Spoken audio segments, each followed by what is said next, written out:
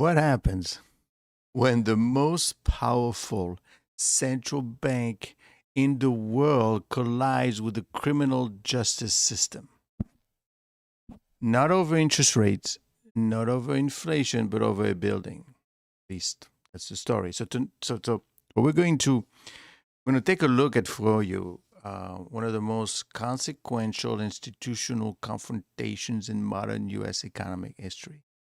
Not that it is that unusual in the sense that historically US presidents have tried to pressure the Fed once before, many times. But it's kind of the first time where being actually indicted for something. Or at least they're trying to. The reason behind it. So let's run unpack what's going on there. And basically, the U.S. prosecutors have issued a grand jury subpoena to the Federal Reserve. This is serious. You go to jail for things like that. And threatening a criminal indictment tied to the Federal Reserve Chairman Powell congressional testimony about the Fed's headquarters innovation. You might have remembered, basically saying that this is not real. You overspending the people's money. This is not a partisan story, and this is not a personality story. It's not about drywall, asbestos, or marble finishes. This is a story about power, credibility, and the fragile boundary between accountability and political control.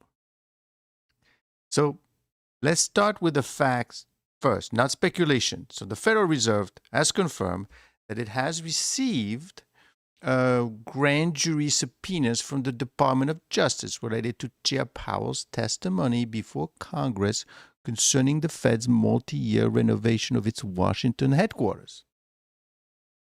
Powell himself has publicly stated that prosecutors have threatened a criminal indictment tied to that testimony. This is extraordinary, and I wish my subscribers and members could understand how much of a risk that is. Not because no official should ever face scrutiny, but because of this is sitting chair of an independent central bank, and the alleged exposure is tied to congressional testimony, not personal enrichment. He didn't make any money from that, right? So what about the project itself? What is this about? So the Federal Reserve undertook a major renovation of its historic Washington facilities, including the Eccles building, in an adjacent structure, which cost rising from roughly $1.9 billion to approximately $2.5 over several years. The Fed has attributed the increase to hazardous, material remediation, historic preservation constraint, post 9/11 security hardening, and changes required to comply with modern building codes. In other words, the same drivers that plague virtually every large, secure legacy government renovation project. But here is the critical point. Cost overruns are not crimes. Criminal exposure only arises if prosecutors can prove knowing false statement, material mispresentation, or intent to deceive Congress. And that is where the real battle lies. What do we not know and why it matters? As of now, the public does not know four things. Which specific statements in Powell's testimony are alleged to be false? 2, whether discrepancies reflect evolving project data or intentional deception. 3, whether investigators are focused on testimony alone or broader procurement or governance issue. And 4, whether any alleged misstatements were materials to Congress. That is what's going on.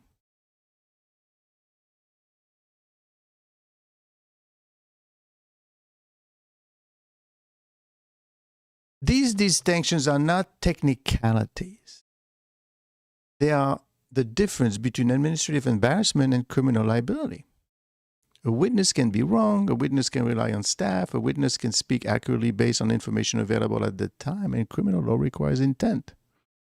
And until that intent is demonstrated, the case remains unresolved. But the institutional damage has already been underway. And that's the thing.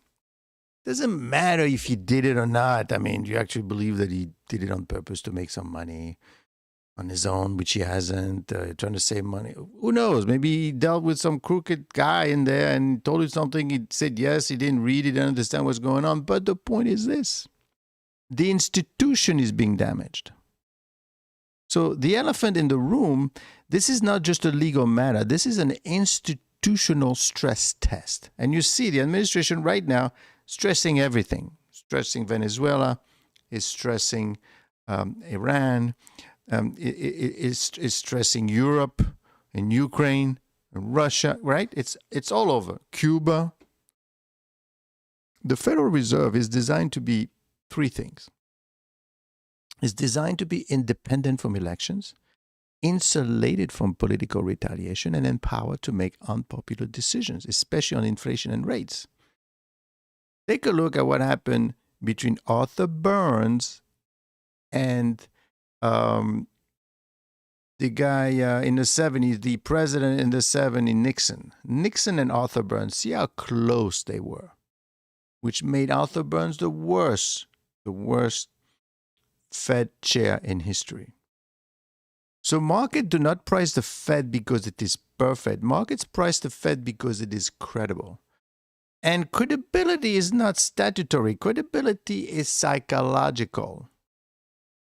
That's the reason gold is going higher and higher, because they don't know what's going on and they fear a certain decline here. Once investors begin to believe that criminal process can be used as leverage against monetary policy makers, the damage is not theoretical. It shows up in high-term premiums, weaker confidence in forward guidance, currency volatility, and rising inflation expectation. And it is already happening. Take a look at the 10-year yield. It is higher than the Fed fund rates.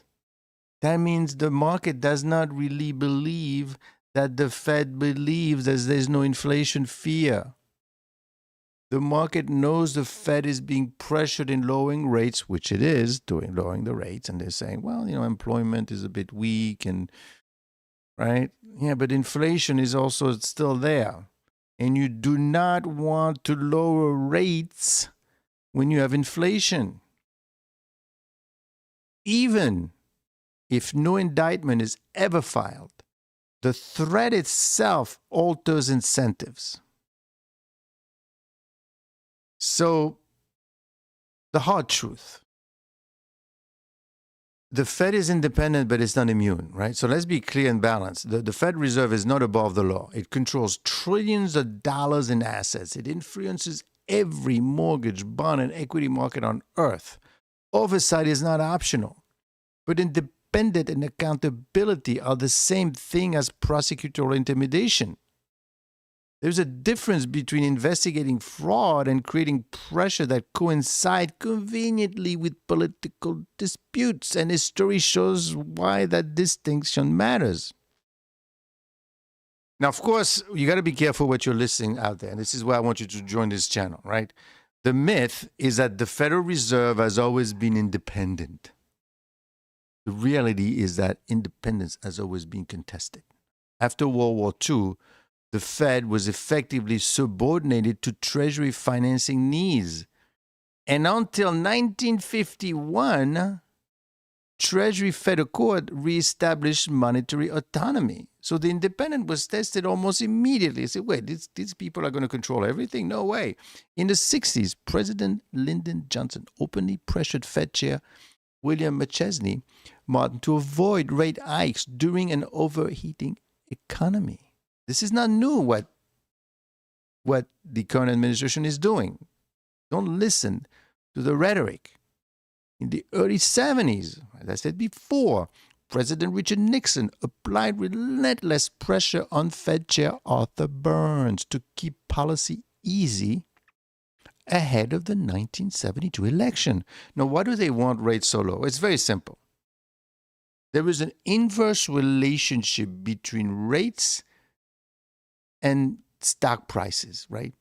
Rates go down, stock prices go up. Well, first of all, if you want to invest your money and you're not making any money in the stock market and rates are really high, 5, 6, 7, 8, 9% risk-free, why would you bother getting into the stock market? And inversely, as you're lowering the rates and basically you cannot make as much money, so then you go back in the stock market. And frankly, it's also true from a time value of money perspective. There's an inverse relationship between rates and value. That's what it is. In the early 70s, like I said, Nixon applied relentless pressure on Fed Chair Arthur Burns, and it worked. Kept rates low while there was inflation tied to the event having to do with the Vietnam War. And what that caused huge amounts of inflation. We're talking 12, 13, 14%, where the next Fed chair, Paul Volcker, had to raise rates by like 14%, 15%. So we know this is not from speculation, but from the Nixon tape themselves. We know for a fact that he pressured Arthur Burns. The result? There was short-term political relief, long-term inflation catastrophe. The lesson is ambiguous. When the Fed bends to political pressure, the economy pays the price later. So, but the Fed is, let them work. They know what they're doing. All that thought. Let's talk honestly about the Fed's performance. The Federal Reserve has helped anchor inflation expectations for a decade after the Volcker era, stabilize financial markets in crisis, and preserve systemic liquidity when private markets. But it also made serious mistakes. The great inflation was not inevitable. It was enabled by policy accommodation and political interference. Right? The 70s, the 80s, that was tied directly to the fact that Arthur Burns said yes to everything that Nixon wanted him to do. Forecasting errors, delayed tightening, misjudgment about inflation persistence are recurring themes, including in the post-pandemic period. In fact, Powell himself admitted that he made kind of a mistake after COVID. He kept the rates too high for too long. He thought he thought that after COVID and because what happened with COVID, the money went into the system, right, to pay all these people to do nothing and to stay at home, understandably, because you couldn't go out. So all that money, trillions of dollars was spent. And then when you release that, all that money went out and got spent because usually inflation is only caused by government expenditure, by the way. Okay, so to be clear. So all that money went up and it pushed up inflation. And the Fed looked at it, although coincidentally happened to be a Democratic president at that time. The rates the inflation went up and the Fed said, well, this is going to be transitionary. It's not going to stick around. And it stuck around. And you say, well, I made a mistake. I should have raised rates a lot sooner, and I didn't. It's a mistake, and you admitted it. So the Fed is not infallible. But the solution to perfection is better governance, not coercion. That's a problem. So why is this case different? Well, this is what makes this moment distinct. And don't forget to join this channel because we're not about telling you the news because you heard about the news, but we are here to tell you the risk coming up in the market, the economy, and in your job. We're looking for the black swan, that thing that nobody sees coming. And what does it mean? So this is not a president tweeting at the Fed. This is not rhetorical pressure. This is a criminal justice system intersecting with monetary authority over a non-monetary issue. When that door's open, it does not easily close. Future chairs will always ask, will unpopular rate hikes trigger investigation? Will testimony be weaponized retroactively? Will independence exist on when policy aligns with political preferences?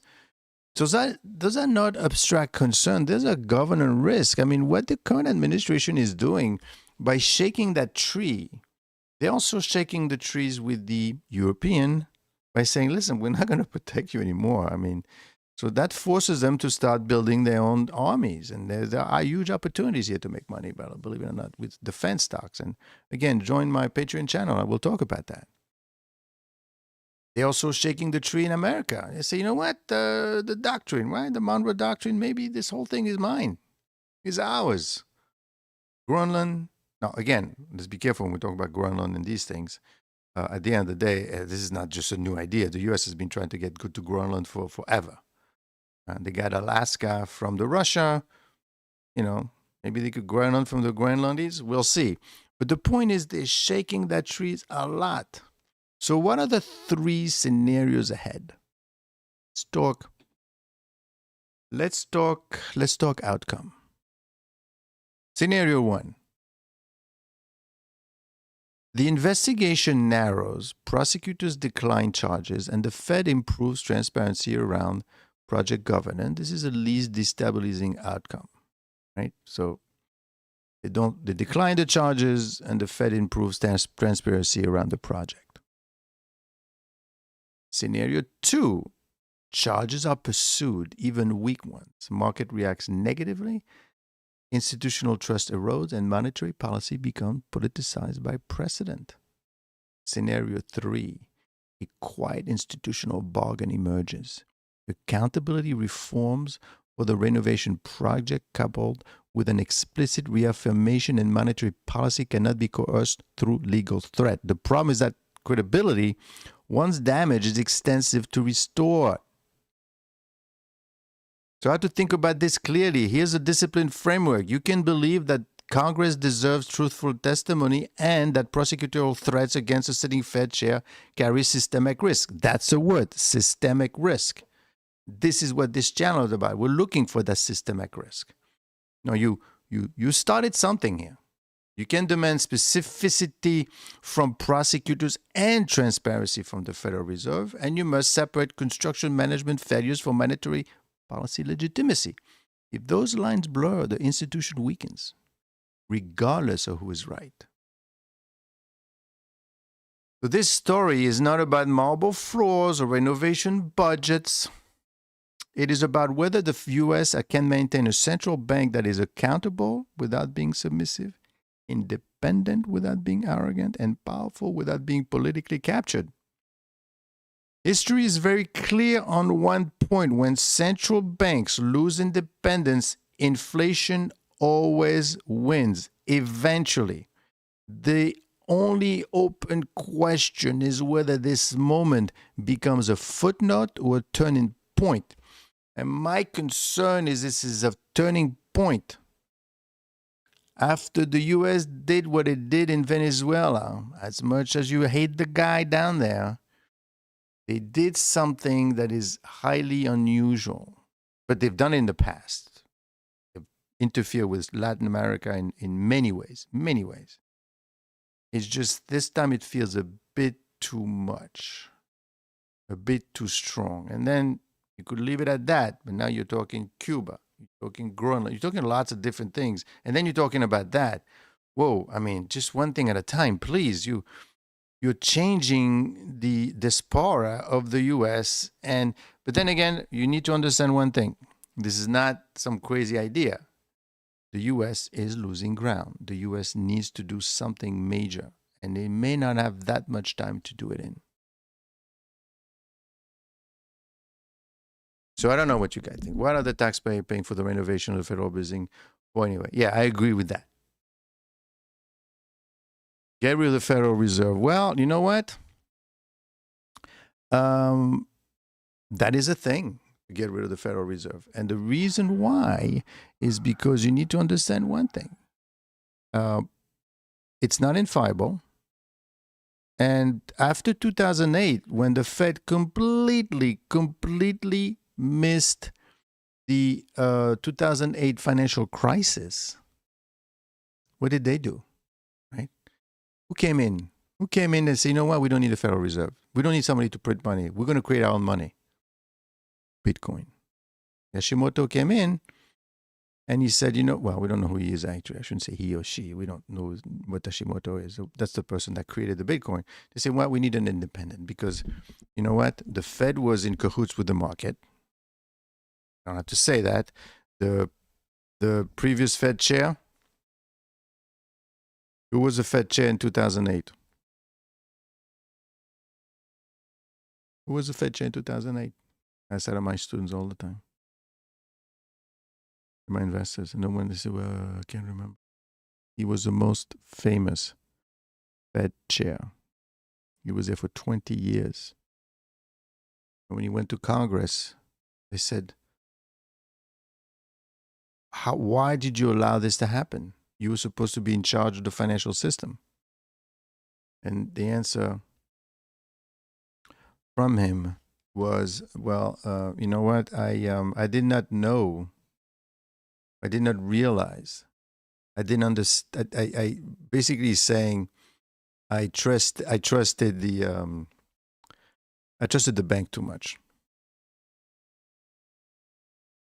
And that's it. I trusted the banks. I trusted the banks. I thought that they would do what was best for them. Why did you allow them to use credit default swaps? Which is basically gambling. You allowed gambling in the financial system without getting too technical. And we lost the system. We almost lost the system because of the Federal Reserve. So the Federal Reserve is not inviolable. And to that end, the current administration is right in saying, well, look what happened earlier this year when the president kept asking, lower the rates, lower the rates. And no, I don't have to lower the rates. Look, the employment is doing great. Why do you want me to lower rates? I'm not doing it. And they got pissed and pissed and pissed. And then they realized that the numbers they were looking at, the employment numbers from the Department of Labor Statistics, was wrong. The numbers were wrong. We did not create. I mean, I did a video on this in the past, so I don't want to go over this one again. But basically, and take a look at the previous videos, and I think it's in the news too. They basically say we thought, well, what is that, 60,000, and we had minus 12. And of course, administration said, I told you to lower the rates, and you didn't. So he fired the woman in charge. Now, did she know what she was doing? Well, obviously she made a mistake. Now, could she? Is it explainable? Yeah, you could explain, because the numbers that you get, in order for you to get those numbers, you know, how many jobs are created, it's a survey. You're asking companies, so you have to send the surveys out, and then they have to reply. When you get a survey, you're like, please, why we need a survey? Don't forget to join the channel, and don't give me some thumbs up, by the way. What are we doing here? One thumbs up? No, I need a lot more than that. This is premium information I'm giving you. Premium information. This is not just talk show stuff. This is premium information that could be very useful for you to understand what the heck is going on. So basically what happened is that she got fired. And because she said, well, I mean, historically, most of the data that we're giving out are basically estimation, not actual data. When they say they created 50,000 jobs, they didn't create 50,000 jobs. They created maybe 10, many, sometimes minus. Now, was it politically driven? Was it a mistake? You know, it's up to you to decide. If you're on one side, you say it's politically driven. If you're on the other side, you say, well, you know, it's a mistake. They didn't know what they were doing. Plus, by the way, you fired a bunch of federal employees. The point is this. You do not look at the news in rose-colored glasses or without it being to the right or to the left. You need to understand, and this is what this is about. This is an education. What is really going on? And it's tough to get to the truth. Take a look at Greenland, for example. Right? People will say, oh my God, the U.S. is invading Greenland. This is crazy. This is not what the U.S. is supposed to do. Wait, hold on. The U.S. bought Louisiana. The U.S. bought Alaska. The U.S. bought Philippines. And I think 20 to 30 other pieces of land. Guam. And then it lost it eventually. But the point is, this is not unusual. No, why is the U.S. doing this? because the guy's no, no, no, no, no, no. The U.S., and that's a fact. Again, past videos. The U.S. is losing a race. The U.S. is losing ground, and the dollar is losing relevancy. They've got to do something. They don't have the time to wait. How long can you wait? What do you mean by losing ground? Well, semiconductors. That race is going to be over in 5 to 10 years. What do you think they're trying to take over Intel? He said, guys, we got to make the stuff here. Pharmaceutical items are made in China. Medicine. Okay? Especially the cheap stuff. Or in India. Solar panels, none of them made in the US. Everything made in China. Rare earth mineral for your protection, made in China. So if you're in charge of a country, you're saying, what are we doing? But don't do anything. Be the nice, good old US and wait and help. Okay, how do I wait and help? Well, just keep sending the dollars over. But I don't know how to make stuff anymore. What happens when I don't know how to make anything and no one wants the dollar? And they close the door. What do you think happens? You become irrelevant. And the sign of the dollar weakening, and I'll do a video on that soon, you will see the dollar is losing. Why do you think gold is going up and silver is going up? They know. People that, I know these people, I'm trying to bring this to the masses. They know what's happening. Now, is the current administration the solution? Well, they are a bit coercing kind of ways. But I guess if using the word coercing, it's positive. You could see desperate. Nobody wants to see you desperate, right? Because that would feel a bit bad. But this is kind of what's happening. The U.S. is desperate. It's desperate for attention. It's desperate for power. The only thing you have to be careful, when somebody is desperate and that powerful, the U.S. is extremely powerful. And they haven't been using those weapons in a while, and it's time to shake it and make it. And I'm telling you right now that Putin is saying, whoa, he's actually going to do it. And China, which is basically what China wants. China doesn't want to. China does not want to take over the world. China just wants to be left alone. They say, okay, I learned everything I had to learn. I know how to make my own medicine. By the way, China is creating more molecules than the U.S. in terms of creating, you need to create molecules, basically molecules for medications, right? So they have their own biotech firms. They could make everything. They don't need the U.S. anymore. In fact, they don't even need the dollar. In fact, they have now, China now owns less treasuries than the UK for the first time ever. So China and the US are decoupling. The only problem with that is the decoupling is tough to go by. Belt and Road Initiative. Well, they're decoupling from the US. They're not decoupling from the world, right? So they're trying to be everywhere. Well, the Belt and what is mentioned in terms of Belt and Road Initiative, basically, is saying that the way China does it, they go into a country, they say, here's a bunch of billions, and they say, well, thank you, and I own everything, and by the way, I produce everything, and I take everything. I mean, nothing wrong with that. I mean, if you're able to get away with it, why not? And that's what they're doing, and they're doing it to serve China. And now they say, I don't really need the U.S. And the U.S. say, whoa, hold on, you can't do that. I mean, I need rare earth mineral, I need the medication, I need the semiconductors, I need all these things. Keep in mind, China, you need the U.S. to maintain global shipping and global world order. If the global goes away tomorrow, so dies China.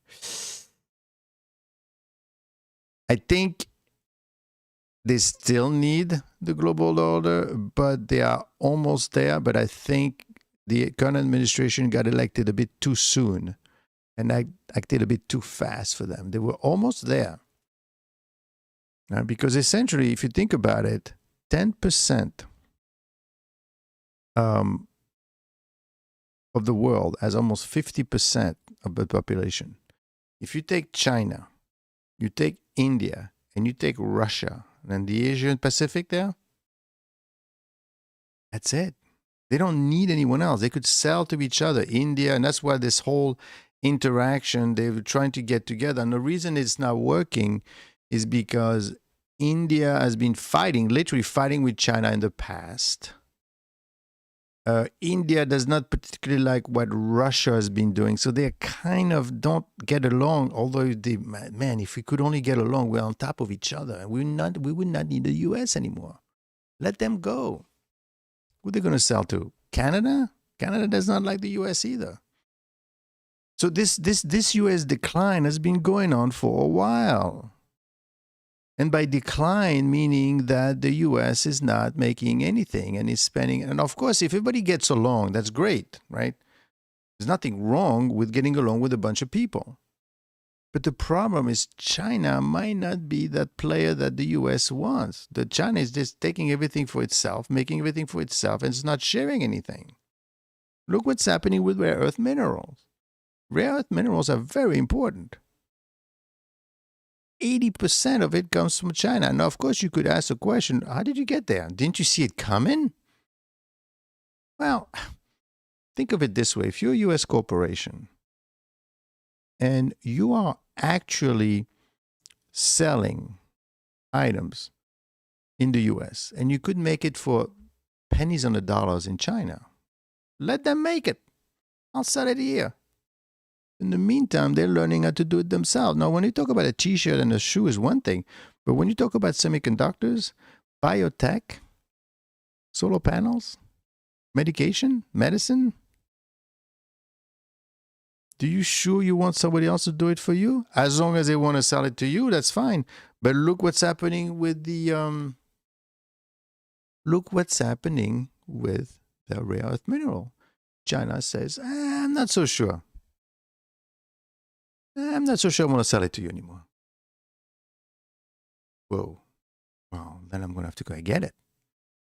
And let me show you. Let me show you what I could do. And I think that's what's happening with Venezuela. I mean, the Venezuela situation is a bit worrisome because there was a so-called international order that was broken by China and by Russia, on some of the stuff they've done.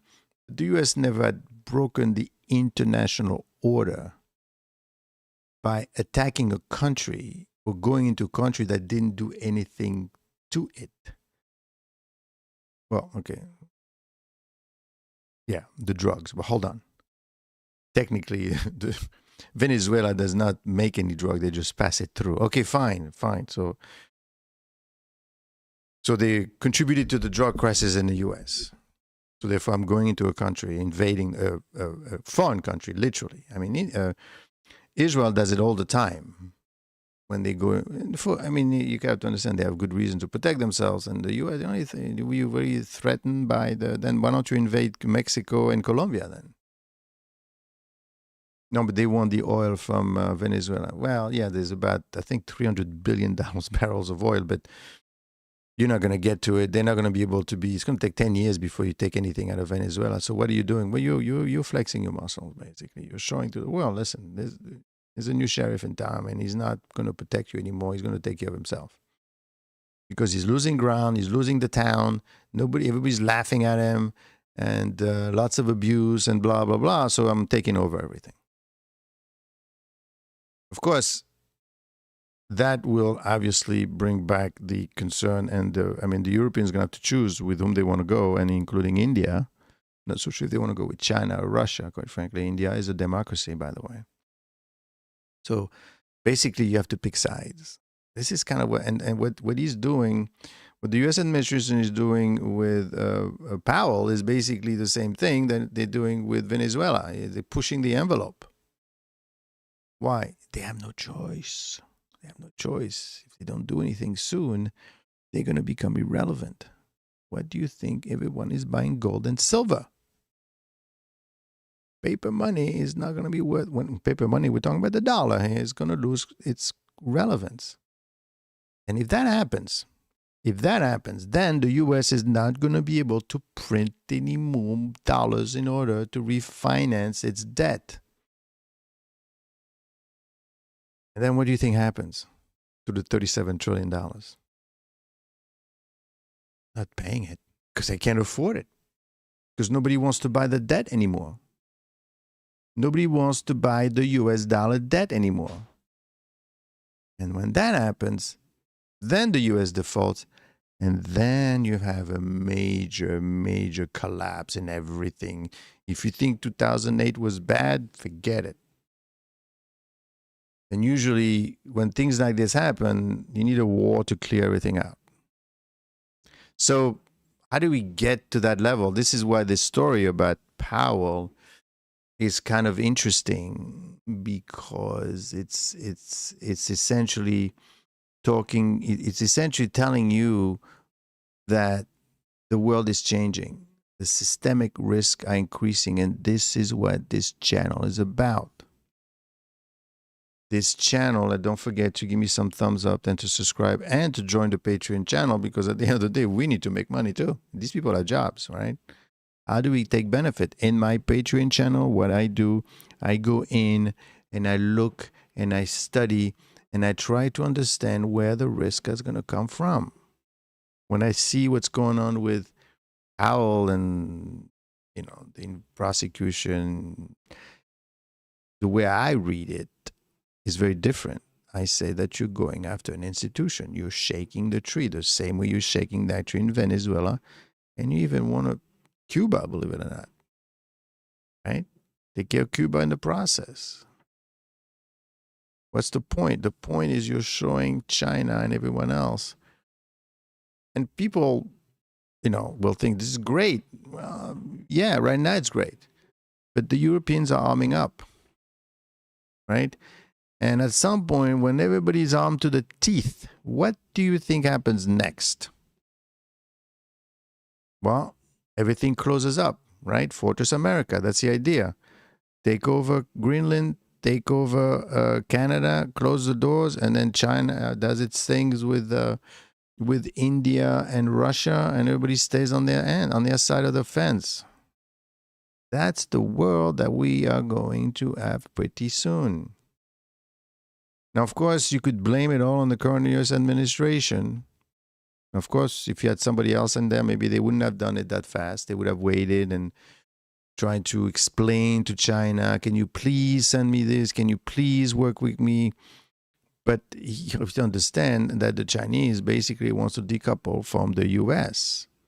The China and Russia have been performing for the past year war games to practice, together they're working. The US has tried to do that with the Quad, which is basically the US, Australia, India, and Japan. But when the whole thing with India happened, India got out of there and said, no, you're charging me 50%. This is ridiculous. I'm going to go and talk to China. Even though the Indians have been fighting a war with China. They're on top of each other. They have contested areas. But over the past year, they've kind of gone along and discussed and say, let's bygone be bygone. And the U.S. has seen that and say, well, be careful. These people are getting too close together. And once that door closes, how are we going to get our medication? We're going to get a vaccine. We're going to get all these things. We won't be able to do it. So what you're seeing right now in this story with the Fed is you're seeing another big change in the U.S. diaspora, in the U.S. ability to regain control. Now, of course, it's easy to say, well, the U.S. was great before. They helped everyone else.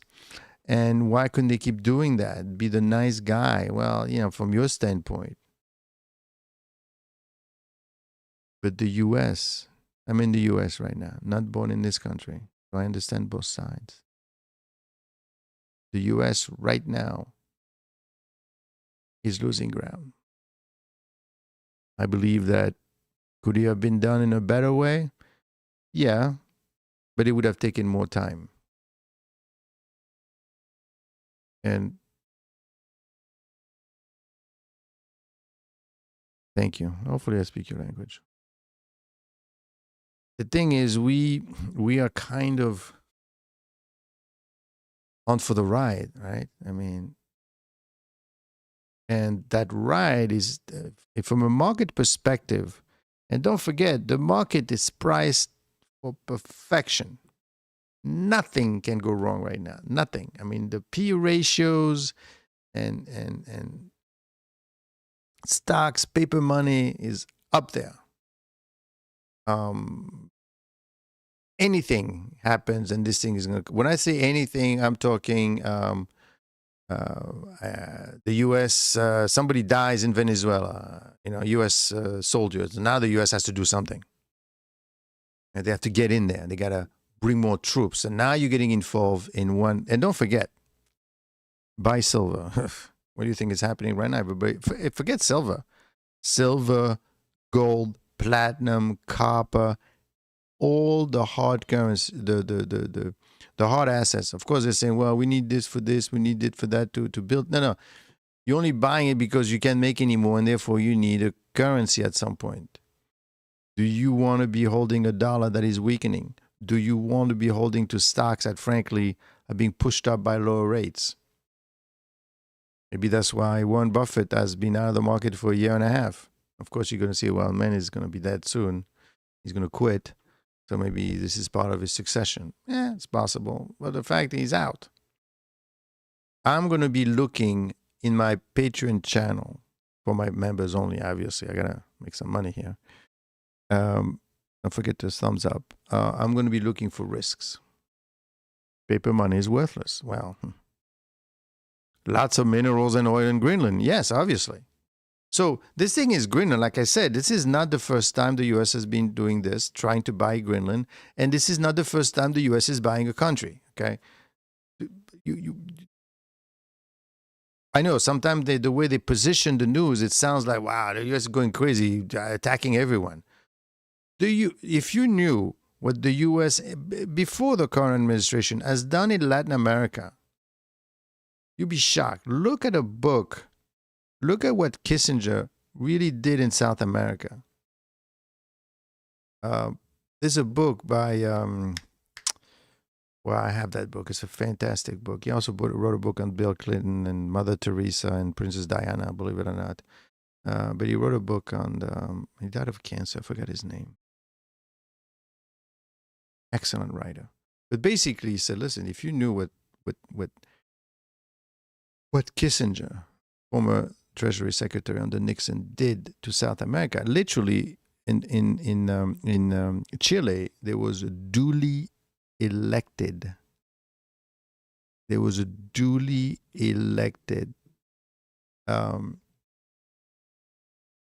president, and they had him shot. The U.S. had a president shot that was elected, and then they made a mess. And now, why did they do this? They did that in Chile. They did it in all of South America. Why? Because they did not want Russia to have a base in South America. That's exactly why they did it, and they kept on doing it. And what the president is doing now in the U.S. administration is, we shouldn't say the president because it's not like he's coming up. He's got a bunch of people advising him. It's not unusual. Not highly unusual. What's a bit unusual with Venezuela is that Venezuela, we didn't attack you. And now everybody's upset that you went into a country that, of course, you could say, well, but it's good, he was a bad guy. He was a bad guy, but you kind of went in. And I mean, from the Europeans' perspective, they see that as shocking, that you went into a country without being invited and basically say, I'm going to take the oil. I mean, can't take the oil, frankly. There's 300 billion barrels. So the oil's got to be processed. It's not such an easy process, right? But the point is tied back to what they're doing with Powell. Is basically they're shaking the institutions. Now, again, Powell is not that clean either. Powell could have done things different with rates many times over. And don't forget, just before the elections last year, he actually lowered the rates, and he was late to raise the rates during the previous administration, And that's what's pissing off the current administration. It's obvious to them that the guy doesn't like him. It's obvious that he was pandering to the Democrats. I mean, and then on top of it, the fact that he was correct and Powell was wrong in not lowering the rates because unemployment is weak in the U.S. We created less jobs. And the thing is, Powell said, but I'm looking at the data, and the data says that we are creating jobs. You did not know that 30%, I mean, I know it, 30% of the data on inflation and on the job creation is not real. It's estimation. Oil can be processed in the U.S. Yes. Takes a while, though. Yes, it can be processed. We are the only one that have the facilities. So that's what's happening right now. So what I recommend very strongly is the following. Thumbs up. I don't see much, only 3 thumbs up. Wow. I mean, guys, giving you great information here.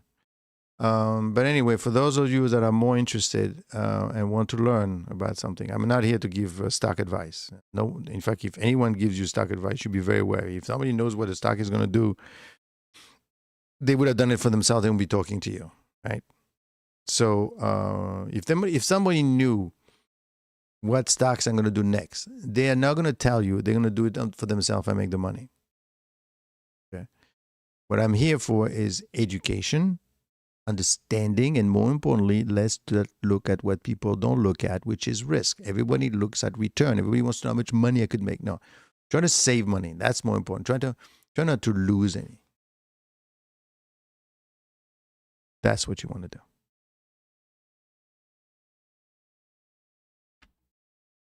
Are we done? Bye, everyone.